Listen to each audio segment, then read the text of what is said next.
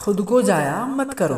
खुद को जाया मत करो किसी दिखावटी रिश्ते के लिए, मूर्खों के मध्य अपनी काबिलियत दिखाने में।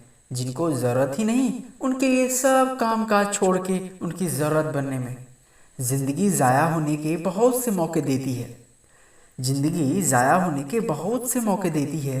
जब देर रातों में पढ़ोगे, जब बहुत से तीज त्योहार ताक पे रख दोगे, जब नौकरी वाले दोस्त पार्टी कर रहे होंगे और तुम बस किसी एग्ज़ाम का फॉर्म भर रहे होगे।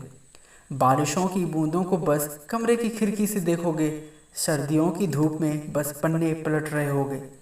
वो जो चाय का कप है तुम्हारा, उस पे कोई प्रेम प्रसंग नहीं, कोई राजनीतिक चर्चा हो रही होगी।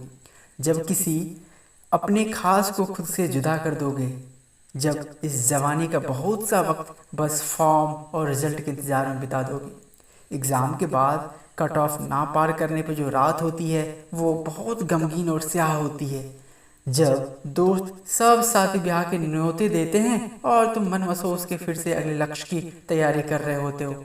जब रात की कालिमा के बाद सूरज की रोशनी के लिए लड़ना पड़ता है और जब माँ पिताजी से हर आंसू छुपाना पड़ता है।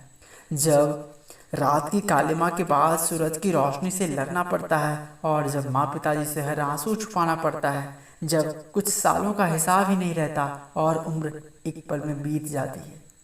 एक साल के महीने दिन हफ्ते बस एग्ज़ाम्स की फॉर्म, परीक्षा तिथि और परिणाम दिवस से पता चलते हैं।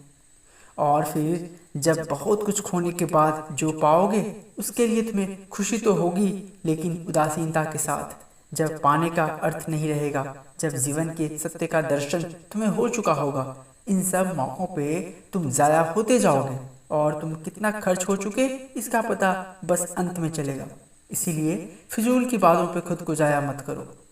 संक्षेप में अपने लक्ष्य पे अर्जुन की तरह ध्यान केंद्रित करके आप अपनी पढ़ाई पे ध्यान दीजिए, एग्जाम्स निकालिए और पढ़ना लिखना ना हो तो फिजूल की बातों का फॉलो कीजिए। हमें आपको दूर रहना चाहिए और हमेशा हमें और आपको याद रखनी चाहिए कि ज़िंदगी के सफ़र में जो गुजर जाते हैं, ज़िंदगी के सफ़र में जो गुजर जाते हैं वो मकाम फिर नहीं आते, वो मकाम फिर नहीं आते। So thank you guys, best of luck.